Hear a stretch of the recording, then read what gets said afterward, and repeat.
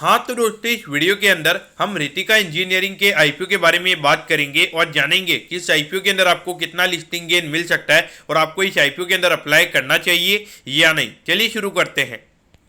तो देखिए, सबसे पहले हम ये जानेंगे कि ये कंपनी क्या काम करती है। देखिए, ये जो कंपनी है, ये कंपनी मशीन कंपोनेंट बनाने का काम करती है, जो कि मेनली ऑटोमोटिव इंडस्ट्री के अंदर यूज़ किया जाता है। और जिसमें अगर हम देखेंगे, जो भी बड़े बड़े व्हीकल्स होते हैं, ट्रैक्टर्स हो गया, ट्रक्स हो गया, और जो कमर्शियल व्हीकल्स होते हैं, तो उसके अंदर ये यूज़ किया जाता है। तो वो मशीन कंपोनेंट ये कंपनी बनाने का काम करती है। तो देखिए, इस कंपनी की जो पेरेंट कंपनी है, जिसका नाम है रितिका ऑटो इंडस्ट्री, तो वो कंपनी ऑलरेडी लिस्टेड है। तो ये उसकी सब्सिडरी कंपनी है, क्योंकि अभी हमें एसएमई प्लेटफॉर्म पे लिस्ट होती हुई नजर आएगी। और जो इसकी पेरेंट कंपनी है, वो हमें मेन बोर्ड के अंदर हमें वहाँ पे कंपनी लिस्टेड नजर आती है। अगर हम कंपनी के प्रोडक्ट की अगर हम बात करेंगे, तो देखिए, डिफरेंशियल केसेस हो गया, फिर उसके अलावा जो कवर हाइड्रोलिक लिफ्ट होता है, फिर कवर ट्रांसकेस हो गया। तो ये तरह तरह के जो भी मशीन कंपोनेंट्स होते हैं, वो ये कंपनी बनाने का काम करती है। और अगर हम इनके मेन कस्टमर्स की अगर हम बात करेंगे, तो देखिए, अशोक लेलैंड, आइशर मोटर्स, फिर महिंद्रा एंड महिंद्रा हो गया, फिर टेप और स्वराज, ये मेन हमें कंपनी के कस्टमर्स नजर आते हैं। तो देखिए, काफी छोटी सी कंपनी है, उस पॉइंट ऑफ व्यू से भी आपने यहाँ पे देखना चाहिए। तो देखिए, पहले ये जो कंपनी है, कंपनी पहले कलकत्ता स्टॉक एक्सचेंज पे और बॉम्बे स्टॉक एक्सचेंज पे ये कंपनी लिस्टेड थी। तो वहाँ पे कुछ रीजन की वजह से कंपनी को अनलिस्ट होना पड़ा था। तो उसके बाद से ये कंपनी अभी फिर से हमें आईपीओ लाती हुई नजर आ रही है। तो देखिए, यहाँ पे जो लास्ट पॉइंट है, ये कंपनी के रेवेन्यू से रिलेटेड है। तो हम कंपनी के फाइनेंशियल्स के लिए अलग से बात करने वाले, तो तब मैं आपको रेवेन्यू के बारे में बताता हुआ नजर आऊंगा। अब अगर मैं ऑब्जेक्टिव की अगर मैं बात करूंगा, तो देखिए, यहाँ पे जो इनकी होली ओन्ड सब्सिडरी है, जिसका नाम है मीता कास्टिंग्स लिमिटेड, तो वहाँ पे कंपनी को कुछ यूनिट सेटअप करना है। तो उसके लिए कंपनी का आईपीओ आ रहा है। और उसके अलावा अगर हम देखेंगे, तो जनरल कॉर्पोरेट पर्पजेस के लिए यहाँ पे, यानी कि जिसमें नॉर्मली अगर आप देखोगे, जो आईपीओ के एक्सपेंसिस वगैरह होते हैं, कुछ ऑफिस के एक्सपेंसिस होते हैं, तो वो चीज़ें यहाँ पे जनरल कॉर्पोरेट पर्पजेस में होती है।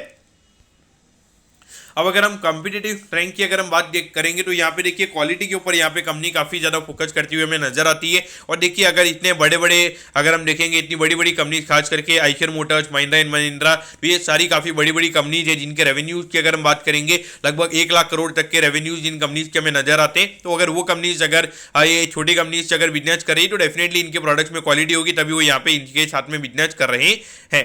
इनका जो मैनेजमेंट टीम है, यहाँ पे काफ़ी एक्सपीरियंस है। उसके अलावा अगर हम देखेंगे, इनका जो प्रोडक्ट रेंज है, वो यहाँ पे काफ़ी ज़्यादा डाइवर्सिफाइड है। तो ऐसा नहीं है कि सिर्फ 1-2 प्रोडक्ट ये कंपनी बनाती है। और उसके अलावा अगर हम देखेंगे, तो लीगेसी भी यहाँ पे काफ़ी अच्छी है। और उसके अलावा जो इनकी R&D टीम की अगर हम बात करेंगे, तो यहाँ पे लगातार R&D के ऊपर भी ये कंपनी फोकस करती रहती है। और जिस तरीके से अगर आप देखोगे, अभी कमर्शियल व्हीकल्स में भी नए नए तरीके के इलेक्ट्रिक व्हीकल्स आ रहे हैं, तो नए नए कंपोनेंट की रिक्वायरमेंट पड़ेगी। तो उस पर लगातार ये कंपनी हमें R&D करती हुई नजर आ रही है। अब अगर हम कंपनी के फाइनेंशियल से पहले अगर हम कंपनी के प्रमोटर्स की अगर हम बात करेंगे, तो देखिए, यहाँ पे रितिका ऑटो इंडस्ट्री जो कंपनी लिस्टेड है, वही यहाँ पे कंपनी की प्रमोटर है, यानी कि कंपनी की पेरेंट कंपनी हमें यहाँ पे ये नजर आती है। अब अगर हम कंपनी के रेवेन्यू के नंबर्स की अगर हम बात करेंगे, देखिए, 2020 में 21 करोड़ के कंपनी के रेवेन्यू के नंबर थे, और अभी ये नंबर आ चुका है 57 करोड़ पे, यानी कि ऑलमोस्ट अगर हम देखेंगे 3 गुना कंपनी का रेवेन्यू का नंबर यहाँ पे हमें 2 साल में होता हुआ नजर आया है। और अगर हम प्रॉफिटेबिलिटी की बात करेंगे, तो 13 लाख से ये नंबर हमें 5.46 करोड़ पे आता हुआ नजर आ रहा है। तो डेफिनेटली अगर हम देखेंगे, तो लगभग 8 से 9% की कंपनी के नेट प्रॉफिट के मार्जिन भी हमें नजर आ रहे हैं। तो एक छोटे लेवल पे धीरे धीरे कंपनी के रेवेन्यू के नंबर हमें बढ़ते हुए नजर आएंगे। तो वहाँ पे ऑपरेटिंग लेवरेज भी कंपनी के लिए प्ले आउट होगा, क्योंकि यहाँ पर अगर आप देखोगे, तो जो फिक्स्ड ऑपरेटिंग कॉस्ट होती है, वो यहाँ पे काफी ज्यादा रहती है। लेकिन धीरे धीरे जैसे जैसे यहाँ पे एक तरीके से बिजनेस ग्रोथ आ जाएगा, रेवेन्यू के नंबर्स बढ़ते जाएंगे, तो आपकी जो फिक्स कॉस्ट है वो उतनी रहने वाली है। लेकिन वहाँ पे ऑपरेटिंग लेवरेज काफी अच्छे से प्ले आउट हमें होता हुआ नजर आएगा।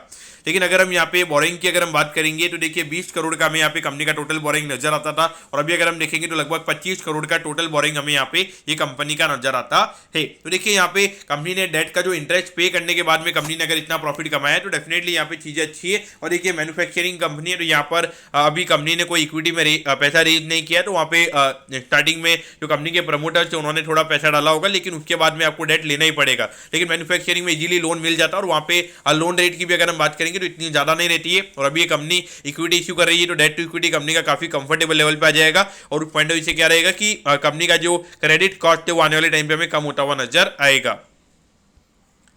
अब अगर हम यहाँ पे आईपीओ डिटेल्स की अगर हम बात करेंगे तो देखिए 25 नवंबर को ये आईपीओ में ओपन होता हुआ नजर आ रहा है और 30 नवंबर को ये आईपीओ क्लोज हो जाएगा।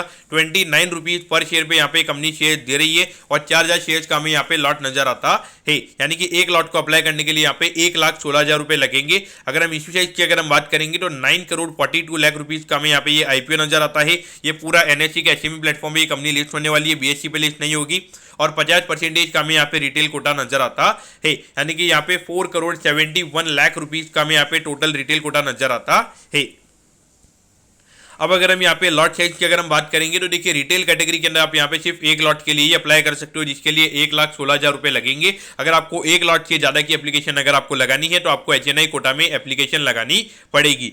देखिए करंटली अभी तक कंपनी का जो टाइम टेबल होता है, यानी कि कब लिस्टिंग वगैरह होती है, वो चीजें नहीं आई है, लेकिन मोटा मोटी एक हफ्ते बाद में जब आईपीओ क्लोज होता है उसके एक हफ्ते बाद में हमें लिस्टिंग होती हुई नजर आती है, यानी कि लगभग यहाँ पे 7 से 8 दिसंबर के लगभग ये कंपनी हमें लिस्ट होती हुई नजर आएगी। तो यहाँ पर आपको क्या करना चाहिए, तो देखिए मेरे ख्याल से अगर देखा जाए आईपीओ का साइज यहाँ पे काफी छोटा है, कंपनी के फाइनेंशियल्स वगैरह अगर हम देखेंगे काफी अच्छे नजर आते हैं और कंपनी के अगर हम पेरेंट कंपनी की अगर हम बात करेंगे तो पेरेंट कंपनी के भी प्रमोटर्स मेन जो उसको चला रहे वही प्रमोटर इस कंपनी को भी चला रहे हैं। तो कहीं ना कहीं देखा जाए तो यहाँ पे एक अच्छा प्रमोटर हमें यहाँ पे कंपनी का नजर आता है। तो पॉइंट ऑफ व्यू से मेरे ख्याल से डेफिनेटली यहाँ पर आपको अप्लाई करना चाहिए। मुझे लगता है कि लिस्टिंग के पॉइंट ऑफ व्यू से अगर हम देखेंगे तो लगभग 50 से 60% की लिस्टिंग हमें यहाँ पे मिल सकते हैं और जिस तरीके से इंडिया की ऑटो इंडस्ट्री की अगर हम बात करेंगे ग्रोथ भी नजर आ रही है, एक एक्सपोर्ट डिमांड भी हमारी क्रिएट होती हुई नजर आ रही है। तो पॉइंट ऑफ व्यू से डेफिनेटली मुझे लगता है कि यहाँ पे थोड़ा इंटरेस्ट रेट वाला जो ये अभी इंटरेस्ट रेट बढ़ रही है तो वहाँ पे थोड़ा सिनेरियो नेगेटिव हो सकता है, लेकिन long term point of view से यहाँ पे चीजें काफी अच्छी नजर आती है। तो पॉइंट ऑफ व्यू से ये कंपनी के पास में भी ग्रोथ पोटेंशियल मेरे ख्याल से काफी ज्यादा नजर आता है।